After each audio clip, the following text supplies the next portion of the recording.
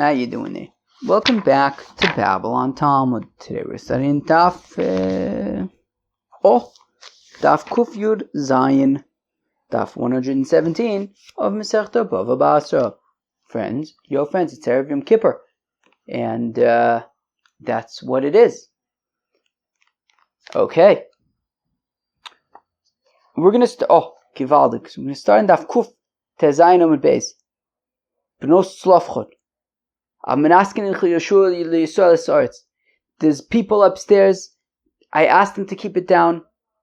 I hope they'll be able to do it. I'm gonna try. Hopefully it'll be all right. I got my noise canceling headphones in. Hopefully everything will work out. I'm asking in Yisrael. All right. Start at the Mishnah and Daf Kuf Zayin Amud Beis. Givaldik. Bnos Tzlofchad, the daughters of Tzlofchad. Okay. What is the Bnos Tzlofchad? Friends, it's been coming up recently. Do the people know what Bnos Tzlofchad is? Do I know what Bnos Tzlofchad is? Maybe. There was a guy named Tzlofchad. Some say he was taka this opinion. I imagine it's going to come up over here. I haven't learned it yet. But I imagine it's going to come up that he was the Mekoshesh Eitzim. So, right, but anyways, Tzlofchad was he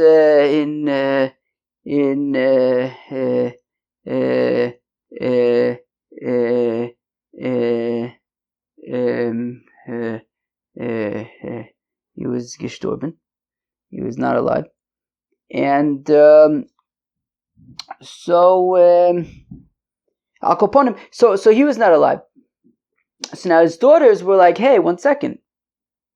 That means that we're not going to get an inheritance in Eretz Yisrael.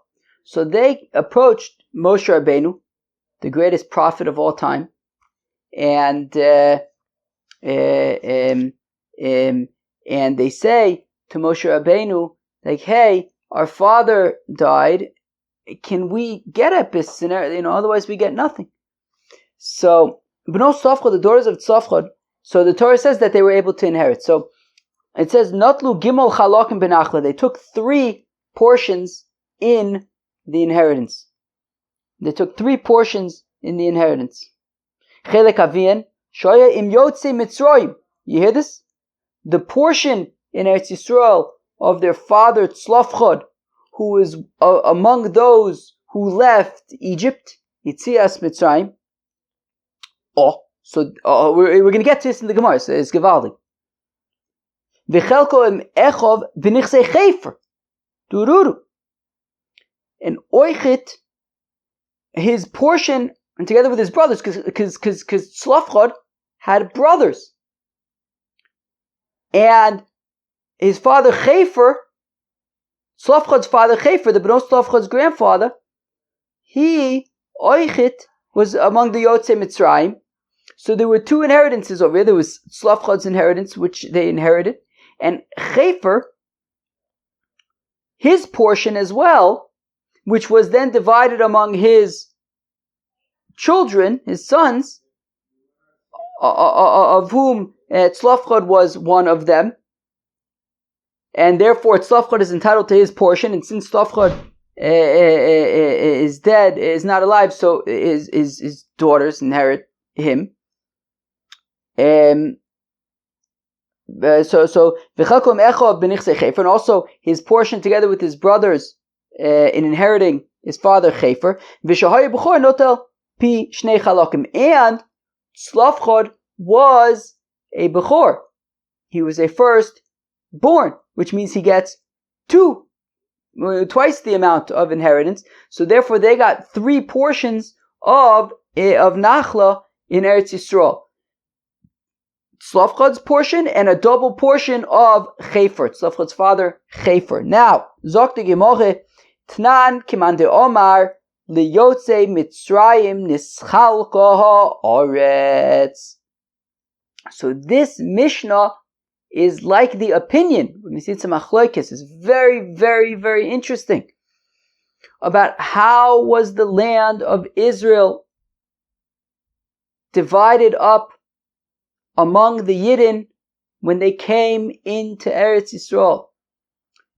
The two options are, we're going to see different versions of it.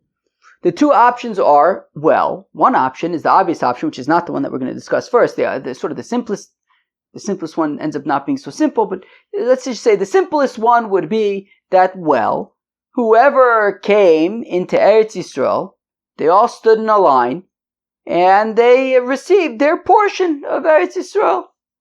You know, we're going to see there's different ways, like lots and things. But anyway, the idea is, whoever went, arrived in Eretz Yisrael, so they needed a place to live, and everybody got a different portion when they arrived. That's one way to understand it. The other way to understand it is that actually it goes based on Yotzei Mitzrayim.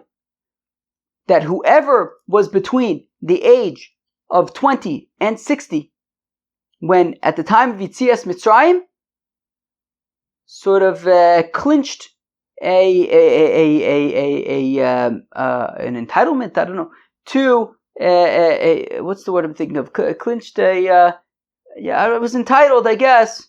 I don't know what the word is, to receive a portion of Eretz Yisrael. Okay, that based on, so at the time of Egypt, every single man between 20 and 60 was entitled to receive a portion 40 years later when they got into Eretz Yisrael. And if they were no longer alive at that point, so their child will be entitled to that, which is essentially what the Mishnah is saying, right? Because they're saying, Chelek Avi and Shayim Yotzei Mitzrayim, that their father, Tzlafchad, was between 20 and 60 at the time of Yitzias Mitzrayim, as was Chefer. So both of them were entitled to a portion in Eretz Yisrael, and both of them are no longer alive. So therefore, Bno Tzlafchad wanted to inherit Tzlafchad's portion, as well as, since Chefer isn't alive and Chefer's portion was going to be divided among his children, so Tzlafchad would be entitled to a double portion as the Bechor, and they wanted to inherit that double portion as well. So says the Gemara, Tanan Kiman de Omar, the Mishnah is like the opinion, Liyotzei Mitzrayim Nischal Koha Oretz, that Eretz Yisrael was divided up based on Yotzei Mitzrayim, based on, right, that every man between 20 and 60 was entitled 40 years later to receive a portion in Eretz Yisrael. And if they're no longer alive, then their children will sort of inherit or likely divide up that among themselves, that portion. The Tanya is learning about Rabbi Yeshua, says Rabbi Yeshua, Liyotzei Mitzrayim Nischal Koha Oretz, that Eretz Yisrael was divided up among those who were between 20 and 60 at the time of Yitzias Mitzrayim. Shenemar, as the pasuk says, Lishmos Matos Avosam Yinchalu, and as we're going to see at the end of the Gemara today, that is a reference to the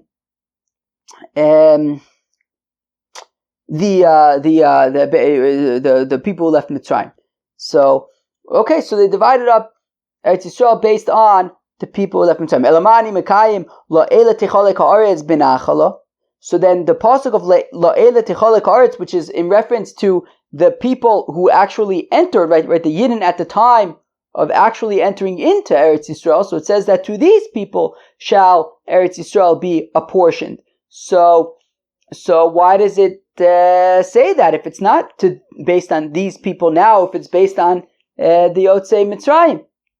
So la'ele ka'ele lo'tzias atfal. Well, it means like these, right? Who entered into Eretz Yisrael? So well, anybody who was between 20 and 60 died in the desert, right? So anybody who was between 20 and 60 died in the desert. Wait, so what? Wait, so what's exchange b'nei esrim? Livnei esrim. Okay, yeah, exactly. That they are 20, because anybody who was more than 20 died in the desert. So also anybody who left Mitzrayim. Wait, am I making up the 60 part? Where did I get the 60 part? Wait, where did I get the 60 part? No, this has got to be the 60 thing. Wait, where am I? The ultimate time.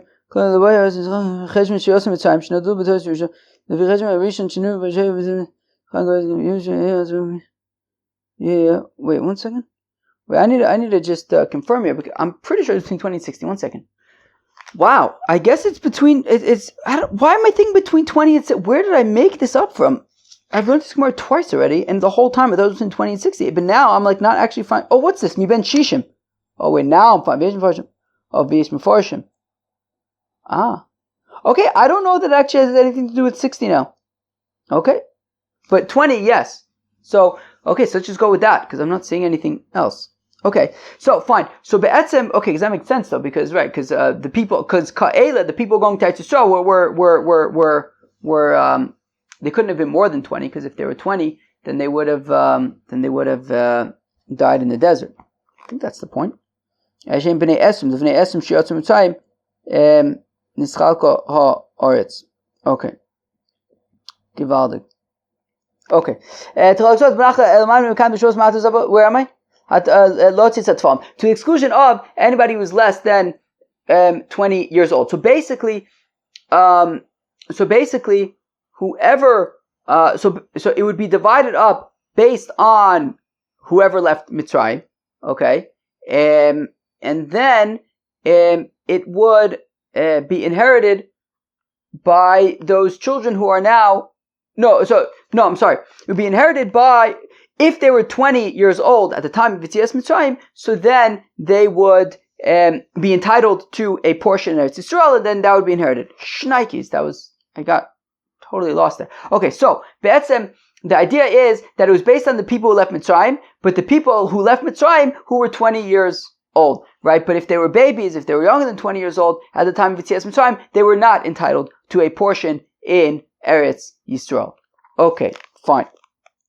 Rabbi Yonasan Omer. Okay, so that was the opinion who says that Eretz Yisrael was divided up based on the people who were 20 years old when they left Mitzrayim. They were entitled to receive a portion of Eretz Yisrael.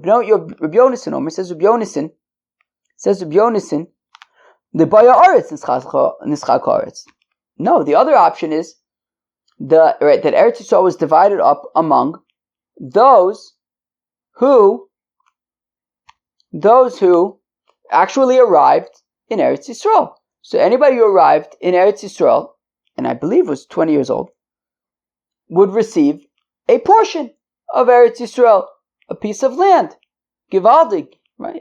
Get in early. People should have held on to that. Wow, if you held on to that real estate, that would have been Givaldig. Does anybody in Eretz Yisrael right now have the same real estate that they have a tradition that like this is? Like, has anybody just stayed in Eretz Yisrael the whole time and they still have their ancestral land? That would be cool. Shenemar, as the pasuk says, Lo'ele techalek aretz, that the land shall be divided among these people. The people who entered into Eretz Yisrael, they each receive a portion. Benachala. Then what I do the pasuk of lishmos matos avosim, which references the people who left Egypt. How does that play in? Yinchalum. Mishuna nachla zo mikol nachla sheba'olam. That this inheritance is different than all other inheritances. Shekol nachla sheba'olam. That when it comes to general inheritance, to all other inheritance, chayin yoshin mesim. People who are alive inherit people who have passed away. Somebody passes away, so people who are alive inherit the person who passed away.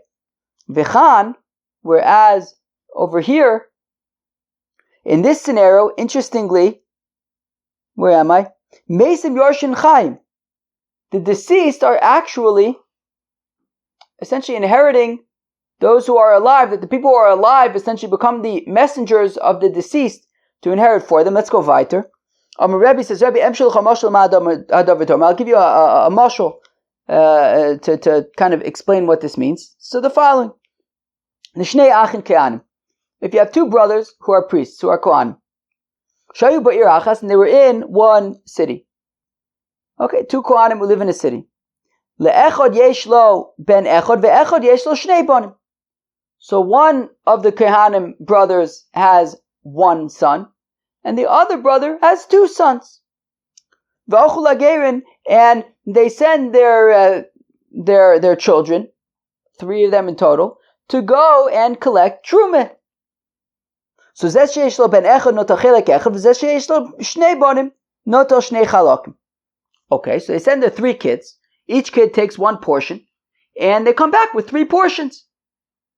The first Kohen's 1 son took 1 portion. The second Kohen's 2 sons took 2 more portions. They came back with 3 portions. Then they bring them all back, all the portions back to their fathers, and they pool them all together. And then they divide them. They then go and divide them up equally. Meaning, and I think this is correct, this is how I was on. It's so funny, now that I'm recording it, all of a sudden I'm having all these questions, but I think that this is correct. Meaning, what they then do is we're saying Mesim Yoshim Esachayim. So basically, what was happening was, they had these 3 portions, they took them back to their father, and then the 2 brothers split it all, right? They pulled it all together, and they each split it 50-50. So the brother with 1 son got 1.5 portions, and the brother with 2 sons also got 1.5 portions. So basically, each of the 3 children collected 1 portion, but then they brought them back home, and they pulled them all together, and the 2 brothers, the 2 fathers, split them 50-50, and then that's what they got. So here also, according to the opinion who says that the people who came into Eretz Yisrael each got a portion, sure, they each got a portion, but then they would kind of pool it together with the actual Yotzei Mitzrayim, and then, right, we know the ancestor was Yotzei Mitzrayim, and then it would be divided equally among all of those children and stuff. So I think then what it means is that, like, so for example, if you have, like, there was one guy who was a Yotzei Mitzrayim, okay, he was Yotzei Mitzrayim, and then he had, let's say, 2 children, okay, and then one child had 10 children and the other child had 1 child. So when they get to Eretz Yisrael, so then they get a total of 11 portions. So let's say one had 9 children, the other one had 1 child. So when they get to Eretz Yisrael, they get a total of 10 portions. But now, because it goes back to the Yotzei Mitzrayim, so there was one basically grandfather who left Mitzrayim. He had 2 children, so with all the inheritance, all 10 portions would be split in half, and then the first person's 9 children would basically get the same total amount as the other person's 1 child. So you'd have 1 child who's getting an equal amount as the other 9 who would have to divide that other portion amongst themselves. Wow, it's so funny. I did this Gemara twice already, and it just like made sense to me. Now all of a sudden when I have to explain it, it's like much more complicated. I'm like forgetting stuff. Okay, I guess it is a little bit complicated, right? Yeah, you like get parts and then you have to go back and okay. Anyways, so there you have it. So basically, they would get the number of portions based on who went into Eretz Yisrael, but then they would shoot back up to the person who actually left Egypt, and then start going down and dividing it. Once it was all pooled together, they would then divide it up based on numbers of children and grandchildren and things like that. Okay, fine. Reb Shimon ben Elazar, Mrs. Reb Shimon ben Elazar, la'elu v'la'elu nischalka ha'aretz. That the land was actually divided up in both ways. Kedei l'kayim shnei mikros halalu, in order to be mekayim both of these options, both of these verses. Haketzad haso hayim yotzei Mitzrayim. Well, if he was miyotzei Mitzrayim and not mibai aretz, like for example, if you have somebody who like was 20 years old at the time of leaving Yetzias Mitzrayim, but then he dies, and his child at the time of entering Eretz Yisrael is not yet 20 years old, but his father was 20 years old at the time that he left Egypt, so he will get a portion on account of his father. So therefore, this child would still be able to inherit based on the fact that his father was a Yotzei Mitzrayim. And if he was 20 years old at the time that they got into Eretz Yisrael, but let's say his father was less than 20 years old at the time that they left Egypt, so he'll inherit on the account of Notel Chelkum Baya Aretz, so he will inherit on account of the fact that he is 20 years old right now when they enter into Eretz Yisrael. Mikan umikan, nota chalko mikan umikan. And if he is both, what is Rashbam saying? Reuven shoya ben chav kishotzu mitzrayim v'holid banim b'midbar u'meis v'on mayu b'nei chav b'chnisas l'arz lo nechaltam b'shvil atzman shein payotz v'notel nami chalkom b'shvil avian sherim. Right. So then you can get it both ways. So for example, if the father was 20 at the time they left Egypt, and the child is now 20 at the time they get into Eretz Yisrael, so he'll get two portions: one for his father who was 20 at the time they left Egypt, and one for himself because he's 20 at the time that they got into Eretz Yisrael. Wow. Okay, so mikan no techalko mikan umikan. Zeo. Wow. Okay, Zeo. That was like much more complicated than I thought it was. Okay, Meraglim. Where are we up to? Oh, okay. Meraglim. Yoshua v'chalev natu chalkom. So when it came to the spies, so there were the 12 spies who went into Eretz Yisrael. 10 of them were no good. Yoshua and Kalev were good. So Yoshua and Kalev natu chalkom. So they received the portions that otherwise would have gone to the Meraglim. Mislonim ve'adas korach lo hoylem chilek beretz ba'aretz. 1 second. Okay. Yeah, I think that's there. Okay. Where am I? So the Mislonim. So it sounds like we're talking about the people who complained in the desert. Although we're going to see on tomorrow's daf that it's actually referring to the Mislonim, which are the Adas Korach, but Beseder, the Mislonim and the Adas Korach, the people together with Korach, Lo Hayolem Chelek Ba'aretz, because they were Mislonim, because they were Adas Korach, they don't receive any portion in Eretz Yisrael. Habanim natlu b'schus aviavinu b'schus avimosein, and the children. So they would not receive their father's portions because they were mislonim, they were adas korach. But their grandparents, they could. So the grandchildren would be able to receive the grandparents' portion. My mashma died lishmos matos avosam b'yotzei mitzrayim. How do we know that when the pasuk says lishmos matos avosam, it's referring to the yotzei mitzrayim? Because that's what we were assuming up until now. So dilma lishvatim ka'amaylo. Maybe it's referring to the to simply the tribes. Tichsiv v'nasati osa lochem morosh ani Hashem Yerusha yilochem avosechem liyotzei mitzrayim kamar lu. That when it says v'nasati osa lochem morosh ani Hashem, then we're saying it's an inheritance to you from your fathers, and it's talking about that there we were talking to the yotzei mitzrayim. Wow, I'm like, wow, that was such a funny daf. I felt like I was like kind of like taken by surprise on that daf.